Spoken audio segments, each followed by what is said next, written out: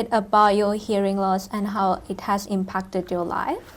Well, it was very interesting having talked to people about hearing loss for so many years to actually experience it myself. It was a gradual loss in the higher frequencies, which is very common as you get older. I'm 77 now, and it's probably about the sort of loss that most people get at this kind of age. Some people more than others, I suppose. But the impact with me isn't so much, it's not so obvious in a one-to-one situation. Where I've noticed the problem was if I'm in a crowded room or a noisy restaurant. That's when I can't follow the conversation, and I really I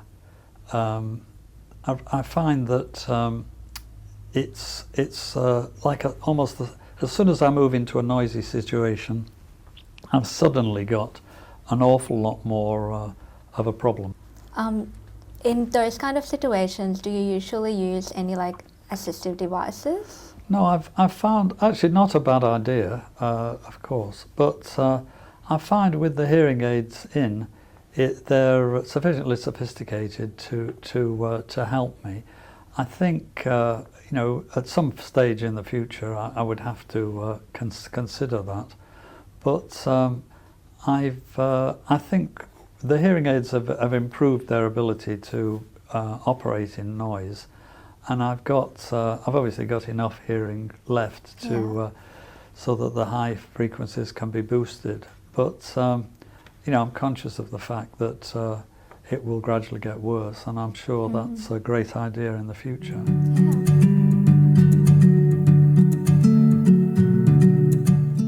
Do you have any tips or advice for others to improve their hearing experience? Well, I think the biggest problem that I think is people accepting that they've got a hearing loss and coming forward and being prepared to try hearing aids. I you know, was as guilty of not sort of accepting the fact that I had a loss, and I think I would say the main thing is not to delay. You know, to get into a situation, and if you feel that hearing aids are going to make you look older, then it's you know, that is not an appropriate point of view. Unfortunately, as the hearing aids have got less noticeable, there's not so great a reason to be frightened. But I think starting off early on, I've seen people who've appeared, you know, been quite impaired before they came forward for a fitting, and they left it a long time, and by that time they were finding it difficult to understand how to handle a new device, and it seemed such a shame. If they'd been fitted earlier on, they would have found it far less trouble. So you know, that's the main message.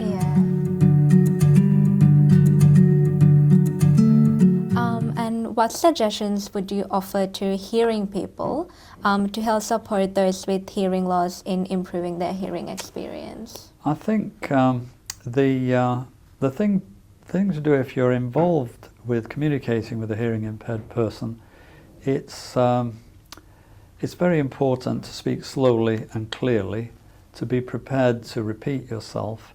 If you're in another room, then you know, shouting to the person in the adjoining room isn't going to work. You are going to have to physically present yourself and speak to them face to face.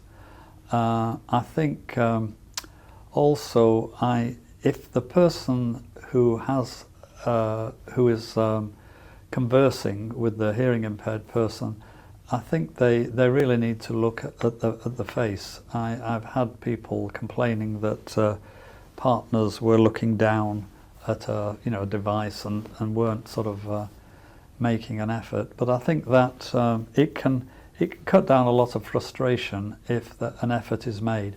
And when I'm talking to a friend who's very, very impaired, I do repeat things. I say things a different way, and it seems to improve the communication. And I think some people don't speak very clearly. They speak very fast. Yeah. That kind of thing is not. It can make an enormous difference if somebody is a bit more careful. It will improve things greatly. Yeah, for sure.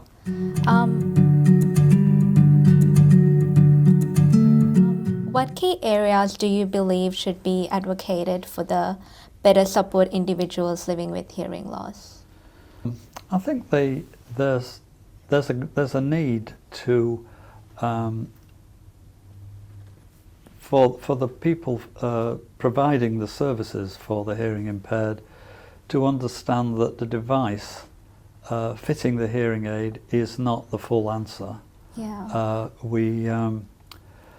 There are a number of other things that can help, and I think there's a bit of a feeling that the profession is very device driven. The hearing aids fitted, and to some extent, I think the feeling is that that's the end of the story. Then the problem's dealt with, but some people need a lot of support and help and advice and further work being done with them, and that can be very difficult to obtain that kind of service. I think that there seems to be a gap, and I think so we've got to try and get people to come forward for the hearing aid fittings, and then perhaps after the fitting they need to be reviewed, seen again, and some assessment made of how they're coping with the loss, and what type of support they need. And they need knowledge about the hearing loss, the nature of the loss, what devices are available, maybe some practice listening and so on. And that we need to assess what's needed and to try and work on providing that kind of support.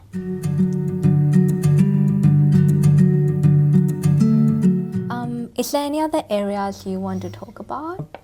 I think the sort of the services in Australia are certainly very good compared to other countries, but I think it's sort of there's a temptation to think that what's happening here is happening everywhere else. And for example, we are fortunate in that if your hearing loss is very, very great, you can get a cochlear implant here. Yeah. But that is not available for adults in developing countries because they're very expensive devices. And I think that if people from Australia are going to work overseas, they have to realise that the situation is very different, and it's very sad when you do work in clinics overseas to see people who really would benefit enormously from a cochlear implant but haven't got one. So we've got to be grateful for the services here, although I think anything can be improved.